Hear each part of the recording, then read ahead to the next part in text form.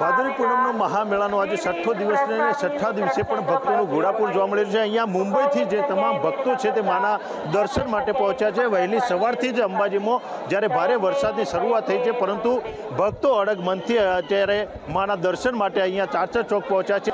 અમારી શ્રદ્ધા એવી છે ને સાહેબ કે અમે ભર વરસાદમાં બી બિંદાસ આવવા તૈયાર છીએ અને અમે આવીએ જ છીએ, હર વર્ષે અમે આવીએ છીએ। અમને વરસાદ નથી નડતો, માના દર્શન જરૂરી છે મારે માટે। બોમ્બેથી આવે છે, શું કહેશો? શું કહીએ, શ્રદ્ધા છે અમારી, વિશ્વાસ છે આટલા વર્ષોનો। વરસાદ બીજો છે, તકલીફ કોઈ પડતી નથી? કોઈ પ્રોબ્લેમ નથી, ભલે વરસાદ છે તો બી અમે સુખીથી આવ્યા છે, સુખ શાંતિથી બી જઈશું ને આવીશું ને મજા આવી ગઈ। બોમ્બેથી કેટલા જણા આવ્યા છો? અમે લોકો કમસે કમ 13 જણનું ગ્રુપ છે અમારું આખું, અને હર વર્ષે આવીએ છીએ। કમસે કમ 20 વર્ષ થઈ ગયા અમને।